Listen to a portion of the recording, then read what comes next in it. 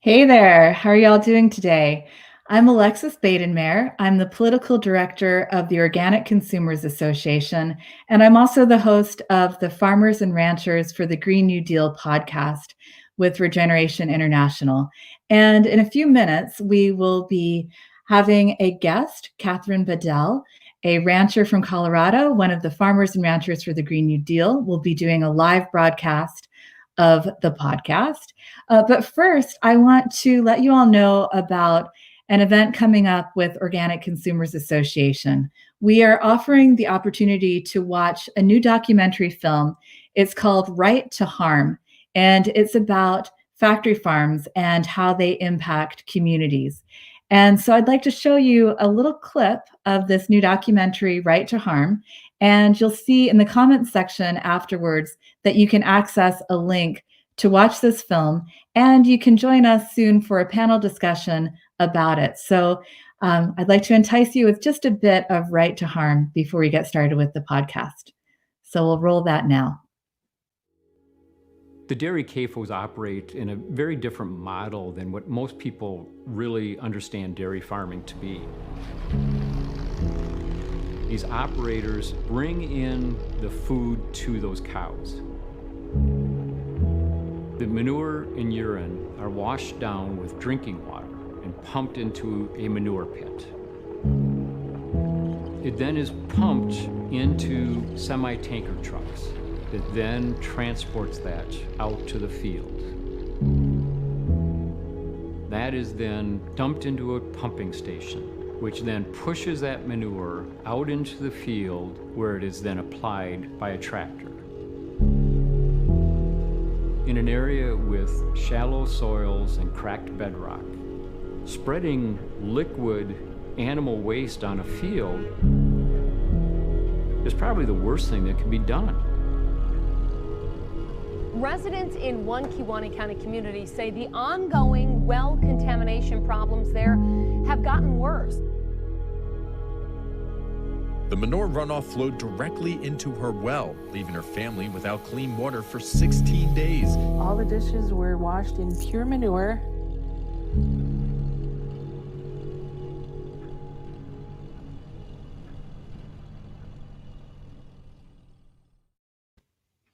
So that's just a bit of the new documentary, Right to Harm. We are streaming this for free, and until June 4th, you can use the link that you can find in the chat here to watch this documentary for free. And then on June 1st at 7 p.m., we are going to do a film panel to discuss this documentary, Right to Harm. So look for links in the chat for this, and hopefully you'll join us for that event as well. So now we will be joined by Kathryn Bedell. She is a rancher from Colorado, and she's a member of Farmers and Ranchers for the Green New Deal. Hi, Kathryn. Welcome. Thank you. Hi, Alexis. Hi, everybody.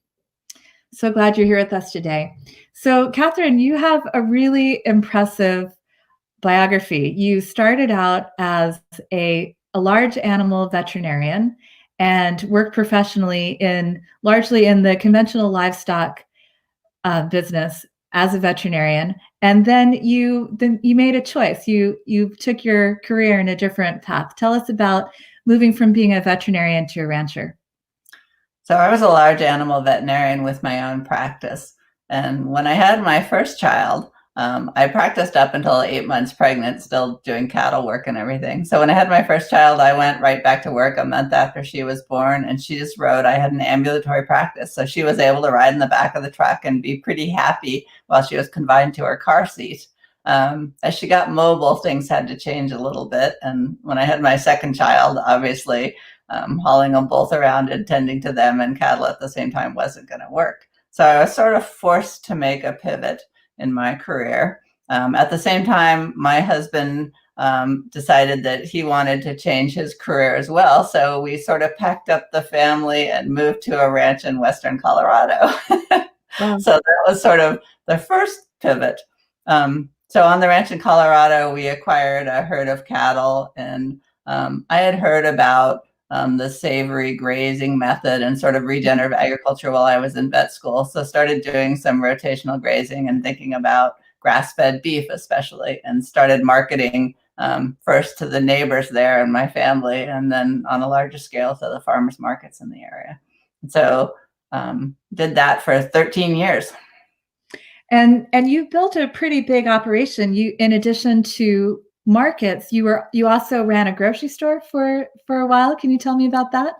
Sure. Well, as it got more and more popular, grass-fed beef really took off, and I had more and more cattle. I was doing 6 markets a week. And if you've ever done a farmer's market, it's kind of like being on stage for 4 hours, but building the set and then taking the set down afterwards. It's really exhausting work. So we got tired, and I started exploring my options as far as what else I can do to continue to provide meat, but not work so hard and not put so much stress on my family.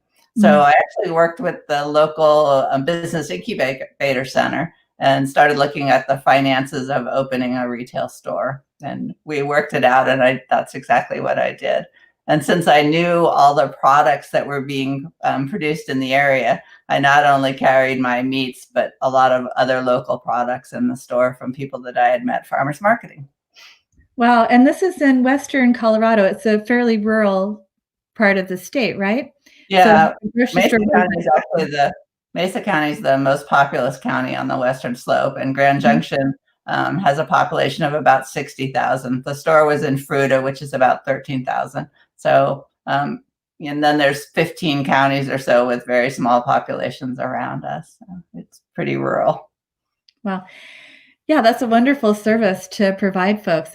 It's sometimes easier for shoppers too to go to a grocery store if it's available rather than a bunch of different markets. And I guess you encourage people also to buy more. I think, okay, we're going to frame it as a grocery store, so it's where you buy your groceries, not just picking up a few things at the farmer's market. Right. So let me ask you, where did you process your beef at that time?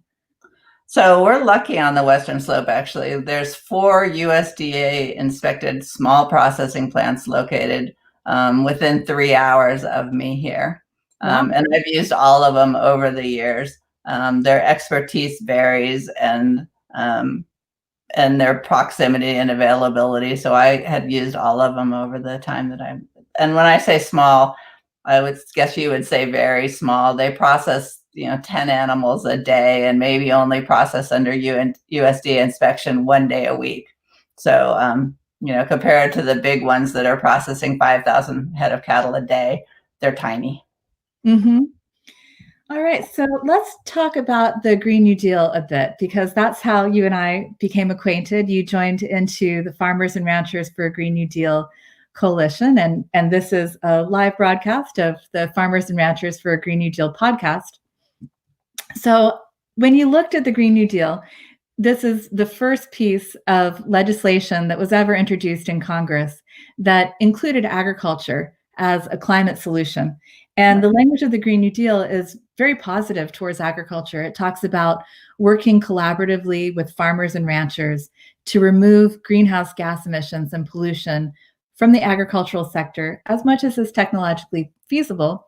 And it says we should do that by working with family farmers, by increasing the use of sustainable agriculture and other soil health practices, and also with the goal of making healthy food available to everyone. So when you read this for the first time, Kathryn, what were your first reactions to the Green New Deal?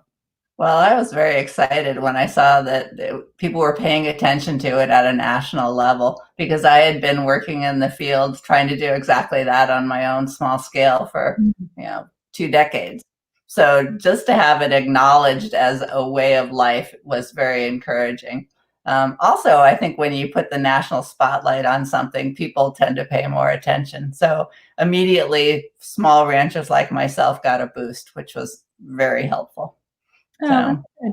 Yeah, I didn't think of it that way. It's almost like marketing. And it is take marketing. Yeah, people take it seriously if consumers realize that this is a way to help the climate, to seek out regenerative regeneratively produced produce, including cows from regenerative ranches, then yeah, it could be a way to encourage people to eat a little differently for the climate.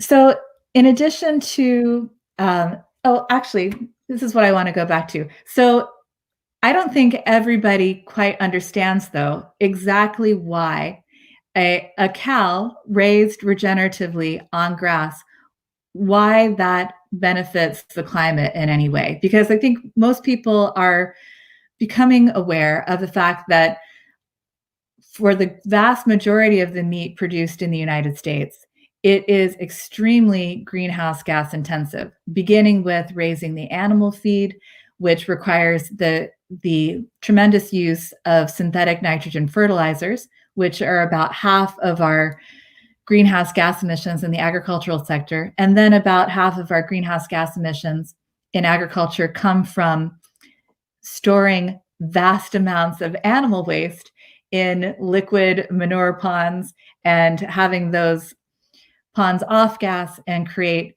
greenhouse gas emissions. So most people would associate meat eating with a carbon intensive, climate destructive occupation. and yet Right. you're showing that it can be done differently. So why is regenerative grass-fed beef a climate benefit as opposed to detriment? So it's a completely different system than the one you just described.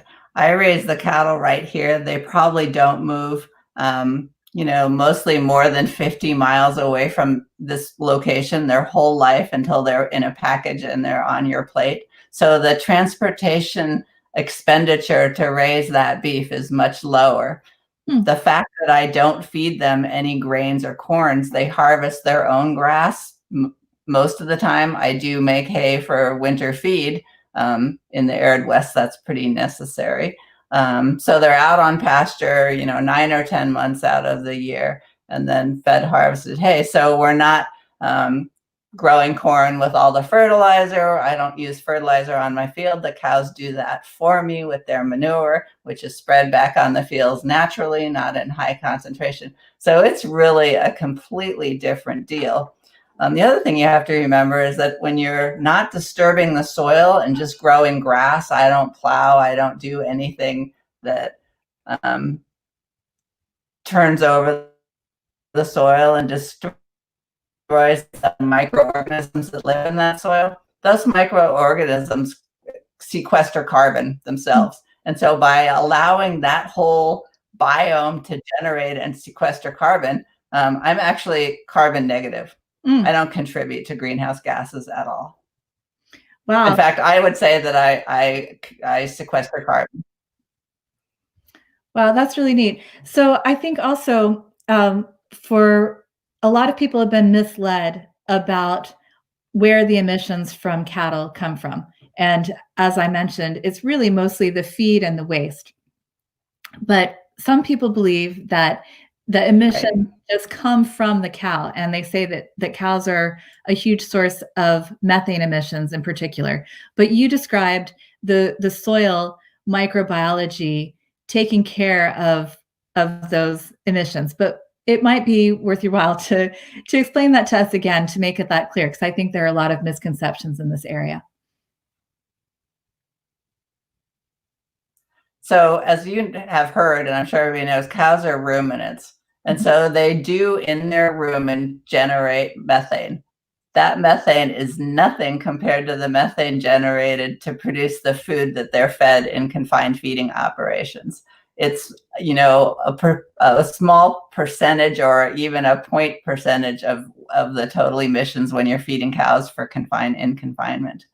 Also, by feeding them on grass and not using that kind of harvested feed grains and moving them around so much, that methane is a trade-off with the carbon you're sequestering by keeping healthy soils and keeping the cattle on grass and really growing grass and regenerating soils. Mm-hmm. And you said that you became interested in grass-fed beef in part from what you learned while you were in veterinary school about Alan Savory. Did you have an opportunity to study holistic management? Since then, I have, yes. You know, we were exposed to a lot of things as veterinary students, and that was one of them. And we're talking back in the 80s, so a long time ago, that knowledge that what you could do with soil health has been around. It's only been recently that more and more people are talking about it.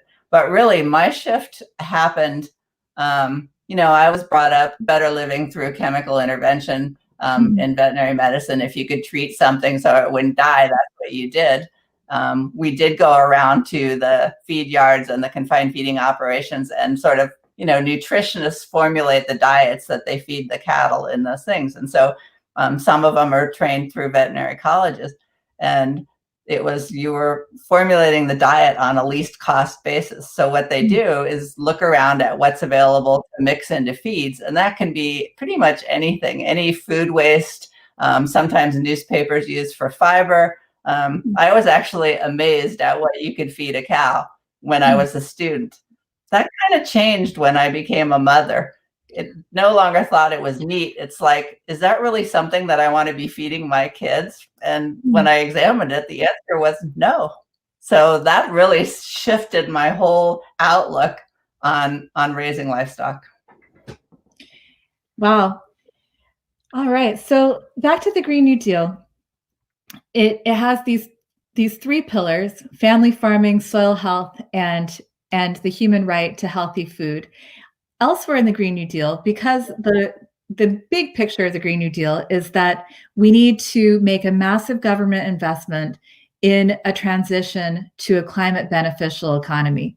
And that should involve creating millions of new green jobs for this new economy. And the Green New Deal would actually give Congress the power to create federal jobs. And if there were a federal jobs guarantee, it would be for good jobs with paid sick leave, for instance, and other benefits that you expect for a job that can support a family, for instance. One thing I think that is, that occurred to me when I realized that, we'll be talking to farmers and ranchers about what they think of the Green New Deal, that remains elusive. That type of good job with time off, paid vacation, paid sick leave, access to healthcare, that is not a job that you see in the food system very often, if ever. And that's true not just for our food service workers, for our slaughterhouse workers, for our farm workers, but also for farmers and ranchers who own their operations. It's still very, very difficult to make a living and have what we would, consider a good job. So I'd like to hear your thoughts on this. Certainly, I'm sure you agree that it's something that we should aspire to, but what would it take to change our agricultural economy so that farmers and ranchers could make a good living, could pay their workers well, and make sure that everybody in the food system does have a good job? We really have to look at the concentration of the processing and food supply chain. We've got some really big corporations sort of that have bought up all the small businesses, and some of those small businesses used to be owned by farmers and ranchers, and concentrated them in certain locations of the country. So like in Western or actually in the whole Western United States, there's only enough meat processing to serve 13% of that population. The rest of it is located in what you call the Corn Belt, so the center of the country where all the feed is grown. So it's that kind of concentration across all sectors of our food system that really cause the problems. We need to relocate our food systems to regions where the people live and where the animals can be raised. So I would say that the number one thing is to somehow figure out how to make regional food systems stronger. And that, of course, plays into the whole food security and the food shortages we've seen through this latest pandemic. If we had regional food systems, when one business went out, would be enough slack to cover it, region by region. instead of one huge business having 50% of the supply. And when they have a problem, suddenly 50% of all the country doesn't have what they need to feed their families. So that would be the first step. I mean, it's such a complex problem. Goes back to how the Farm Bill's written. We really need to have a bigger conversation and involve more family farmers and ranchers when we make decisions at the federal scale, instead of allowing the big corporate lobbyists to say what's going on, which doesn't serve the ranchers or the farmers. To form a cooperative for local meat processing. Can you tell us about, it's the Mountains West Cooperative, right? Mountains West. Yes. So as I recognize, as I recognize this problem of processing in meat, especially as it affected my business, I was able to grow to a certain level. And then unless I wanted to take a huge leap and start contracting semi-loads of beef to one of the big processors, my business was constrained by the regional processing that was currently available. And so I applied for a rural business development grant and did a feasibility study on what it would take to build a moderately sized packing plant here in western Colorado. And from that, I developed a business plan to try and put together this project as a cooperative, meaning that the processing facility would be owned by farmers and ranchers. In addition to, they would own the meat all the way through to the retail package. So there wouldn't be, I don't know if you're familiar with the way the food system works, but usually there's a grower, and then there's a processor who packages and preps the food. Then there's a distributor, then there's a retail or wholesale buyer, and then there's a consumer. So we have all these middlemen, and each step of that process, the middleman takes a percentage of the profit. So if we could organize this cooperative to bring more of the profit back to the farmers and ranchers, then I figured financially they would be more stable and more sustainable. Right now the project sits, I'm a veterinarian by profession. We're talking about a high dollar project that estimates about $25 million. And I just haven't been able to get the financial, not backing really, but people that understand putting together deals on that sort of level. And that's where it sits right now. I've since the pandemic started, there's been a lot more interest, obviously, because of the problems that there have been in the big meat packing houses. So I have hopes that it'll still move forward, and I'm still working towards that goal. Well, this is something that Organic Consumers Association has looked at in terms of federal policy. Like, what is it going to take to get more USDA inspected local and regional meat processing facilities online? I understand that one option perhaps is a value-added producer grant through the USDA. But right now, the requirement is that you have to have matching funds. So if your total project is $25 million, then you have to be raising like $13 million before you can get those matching funds, which is a serious hurdle, especially for small-scale producers whose margins aren't great. I mean, I don't know where that capital would come from, perhaps a local bank, but there isn't always a whole lot of credit available for ranchers who are taking on these large projects of expanding this necessary infrastructure. What are your I'm sure you've been doing similar investigations about what the possible support mechanisms are. What's available right now? Well, there are grants. Fortunately, the Value Added Producers Grant has a top dollar limit, I believe, of $1.5 million. So it's not enough to do a project on this scale. It could help with some of the design things and the startup costs that way. But again, we're looking at developing what the bank considers a fairly risky operation. And some of the risks are just from the competition from the big packing plants not being happy that this sort of thing is starting to go on.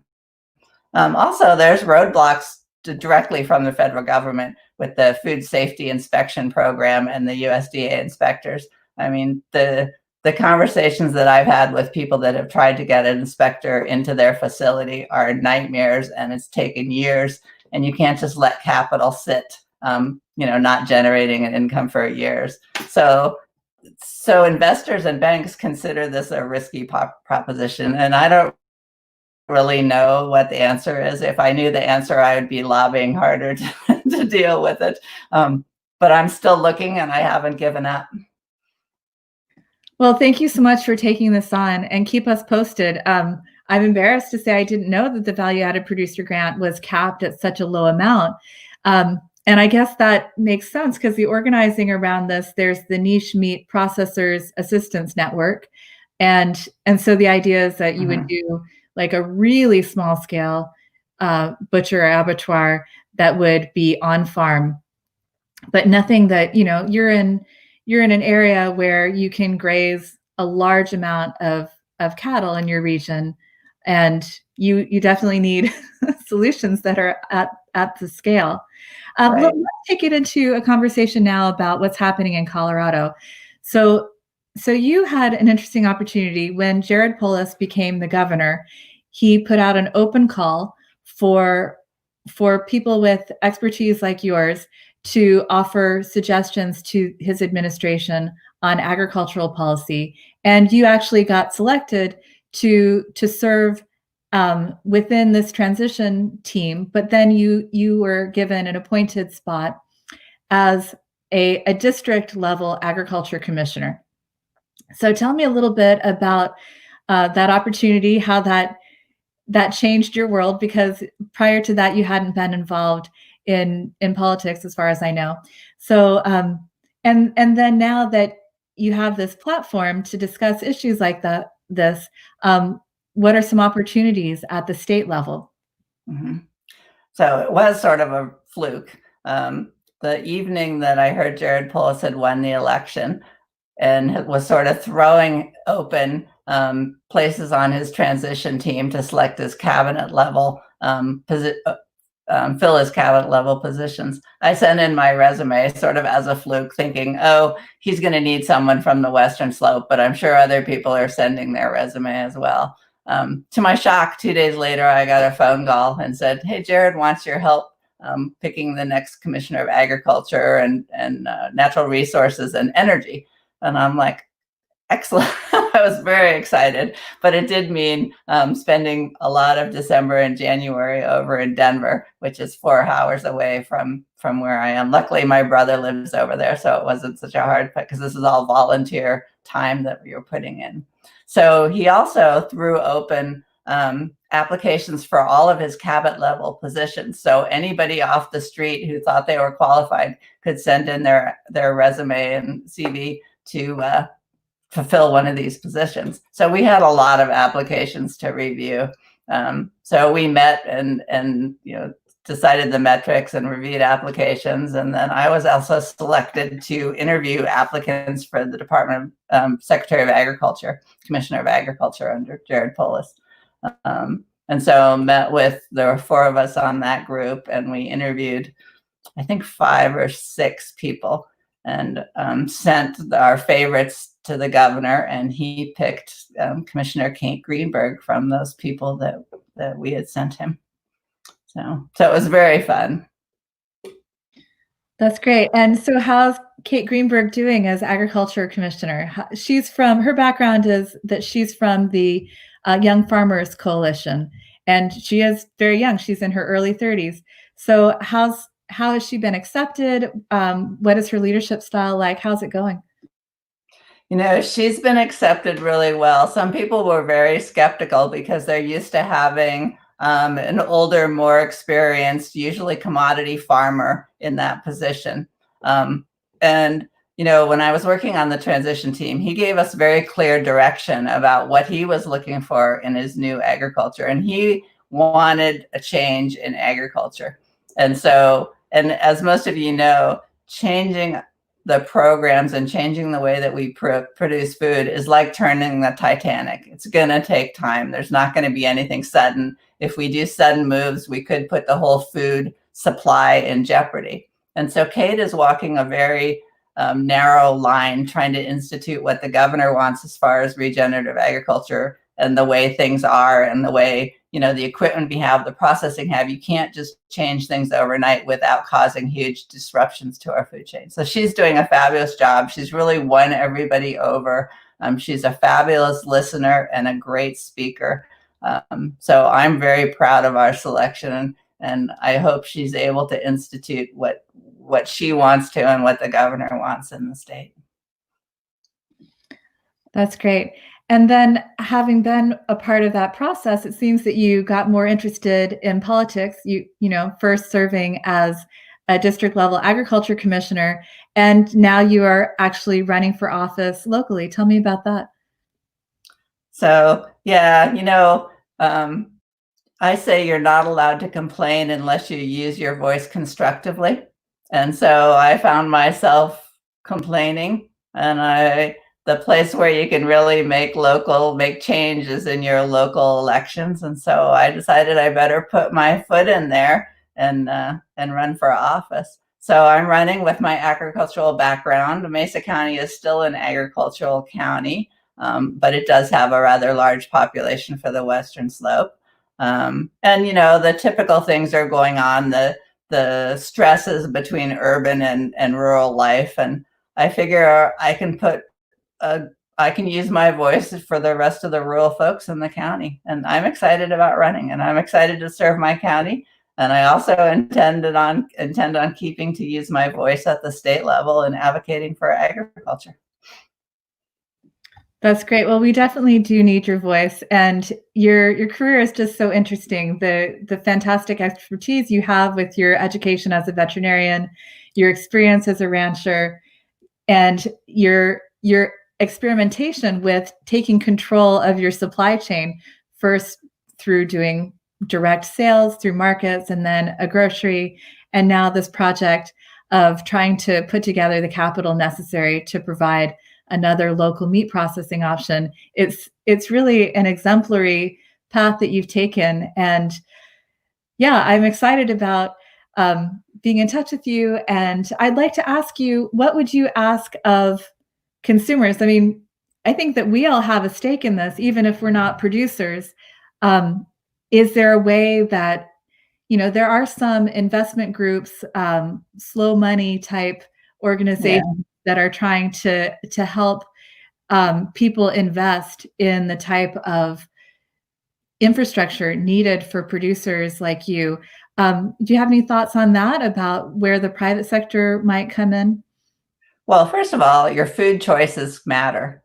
So, we're used to spending the smallest percentage in the Western world on our food. And I think we've paid the price for that in other ways. We may have cheap food, but I think it's affected our environment and our health way more than we've realized in the past. I think more people are starting to realize that and are willing to look for and buy slightly more expensive but better food. So you definitely vote with your fork, and every time you choose a local product, you're supporting local agriculture. And people need to realize that if they like driving down the road and seeing the farms along the side of the road, they have to support them with their dollars. That's where it really comes down to.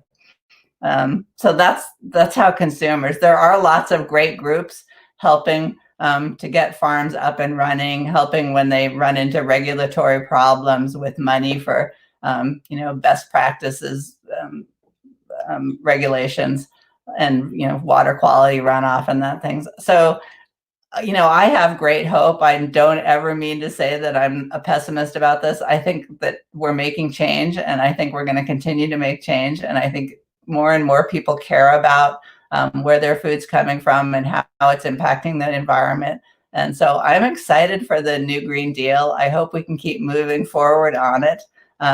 And I know there's a bunch of bills in front of the federal legislation right now that will impact this greatly. So I just, if it matters to you, say something, use your voice. Otherwise, you're just going to get rules handed down from the top, and they might not understand the issues. Definitely. Well, let's get into a couple of these other bills. Obviously, right now, we're in the midst of an economic crisis and obviously a health crisis because of the coronavirus pandemic. And workers in slaughterhouses have been forced by the federal government to continue working with, and yet the companies that they work for, Smithfield, JBS, Cargill, Tyson, these companies have not been required to provide them with the necessary personal protective equipment, with the slowing of line speeds, with the social distancing within their workplace. And so workers are continuing to get sick and they're continuing to die. And because of this, we also see a supply chain disruption that is going all the way back to the farm level.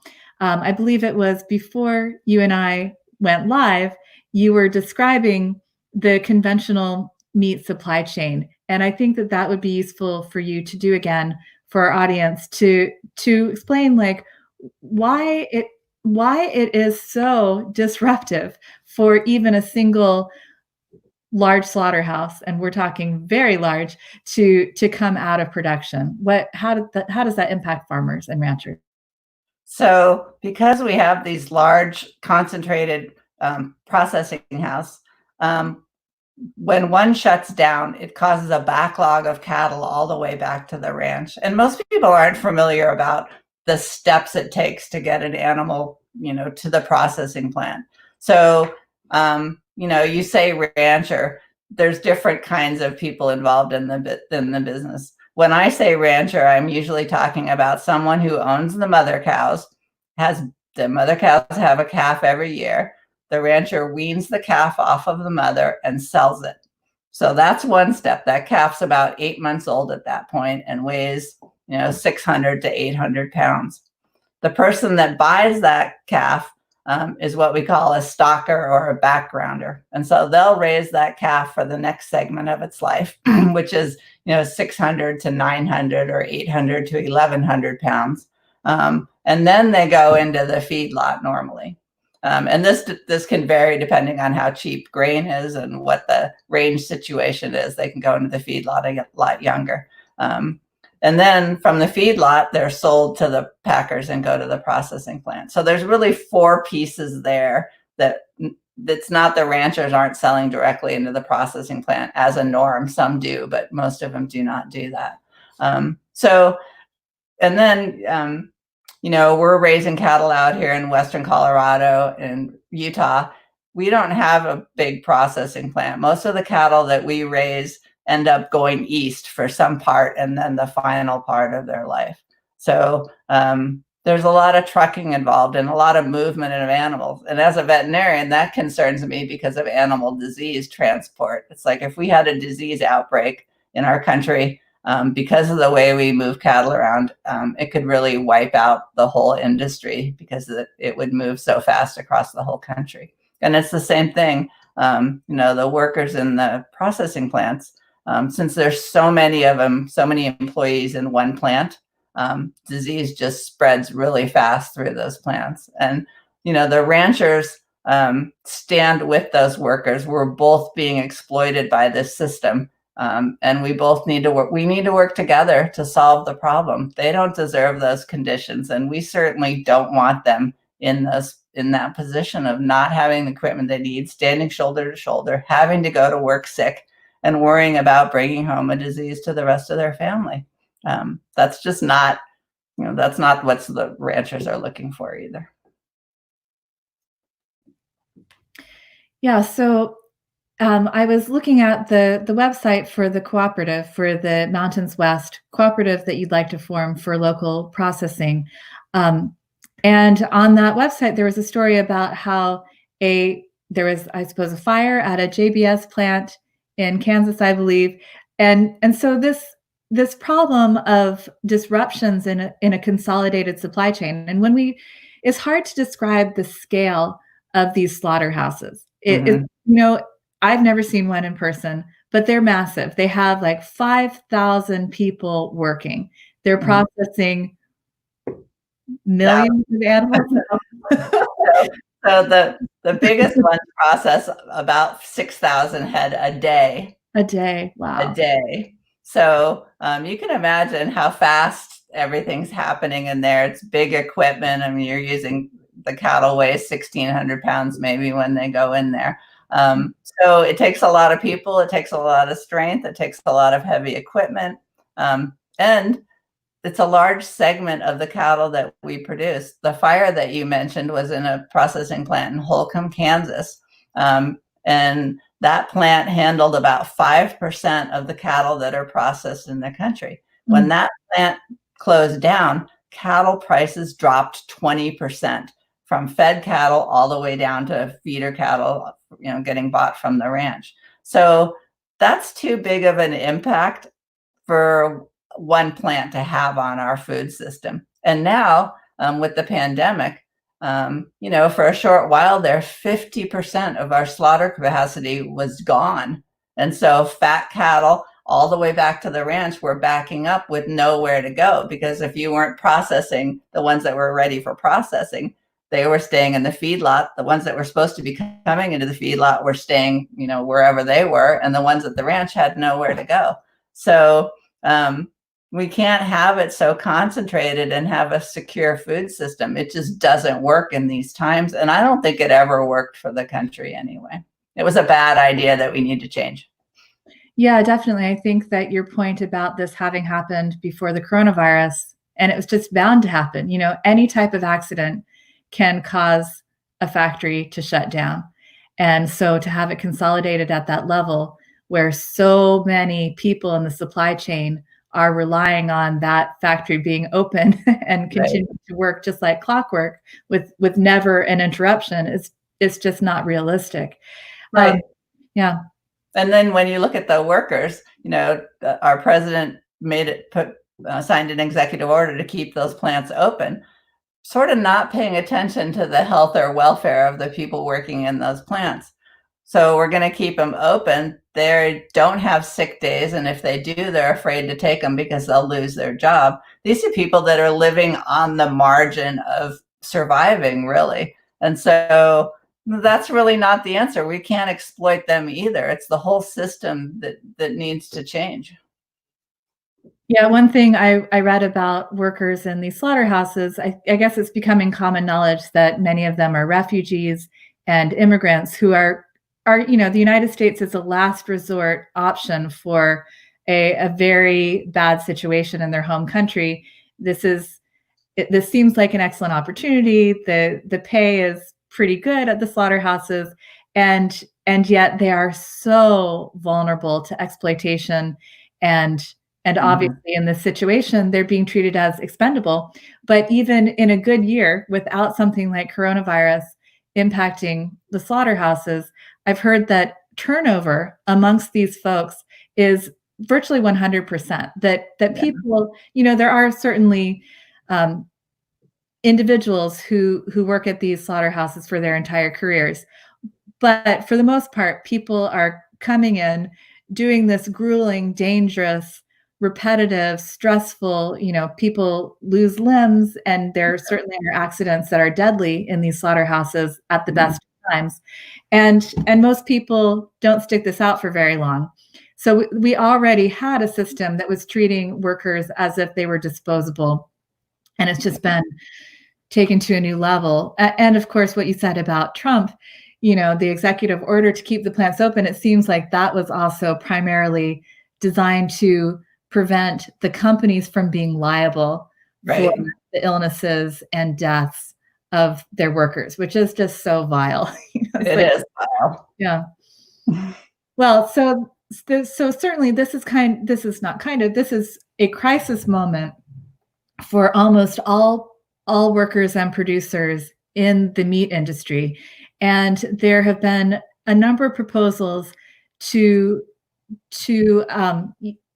at this point, we should probably, it's on the other hand, for some producers who are doing things right, raising their animals, on regenerative and organic practices, serving their local community, accessing these smaller scale, safer, better slaughterhouses, there's a huge demand. We are also seeing, I heard from, I believe it was a coworker who told me that beef in the grocery store where they live had gotten to exorbitant prices for conventional beef. Yeah. And so the average consumer is seeing this impact them as well. And some people are now accessing food direct from farmers for the first time, or at least, if they were going to farmers markets, now they're really committed to joining community supported agriculture, buying direct from farmers. And I guess there's also some of the little bit of the toilet paper panic. Yeah. Will we be able to get bacon? I better line up a relationship with a local farmer that I know now. So that in some ways there are opportunities here, but because of the problem that you've been describing, where you said I believe you said in the western part of the United States, we have slaughterhouse capacity for 15% of the producers. Yeah, about 15% of the meat consumed can be processed in the Western. So the region doesn't have enough processing to feed its population. We have to truck meat in from, the eastern side of the Rockies and the Corn Belt area to feed the population of the Western United States. So, wow. Yeah. That's something to think about in terms of the resilience of our food system and that type of toilet paper panic where you wonder, it doesn't have to be something. It doesn't have to be something at the processing level. It can be something like a big storm. I live on the western slope of Colorado, and if the I-70, which is the road that comes from the east to the west here, if that road is closed for a couple days, my grocery store shelves are empty of fresh food just from the road being closed for 2 days. So when you think about, in climate change, if we have a real huge blizzard that comes down and the roads are closed for longer, or, this is Colorado, we do still have avalanches. Our food system is not secure the way we currently do business. So, just it's important. Yeah, I'm just letting that sink in. When you really think about it, it's quite terrifying. Yeah, and because we've been so focused on the pandemic at this moment, we've kind of let ourselves stop thinking about the floods and the fires and the hurricanes and the freak storms. We have to, imagine that this won't be the last time that our economy is impacted by something by surprise. Maybe, at the national level at which the coronavirus is hitting us, it's a little bit different because normally, like when Paradise, California burned, that was Paradise, California. When Panama City, Florida was wiped out by a hurricane, that was one locality. And most of us are not there, and we're seeing this on the news as something that's happening to other people. With the pandemic, I think we all feel like we have a stake in it, but I think we need to shift our thinking and realize that climate is exactly the same way.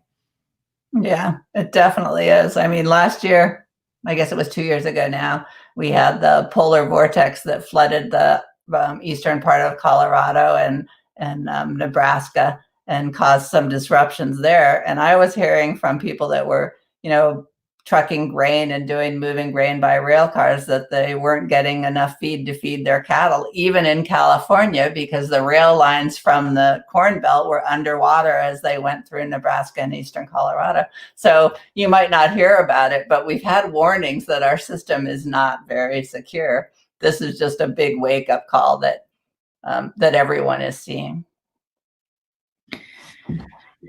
Well, given your challenges with forming this regional meat processing cooperative, I'm seeing some real limits to the current proposals that are happening at the federal level for expanding meat processing options for regenerative, organic, and local and regional producers.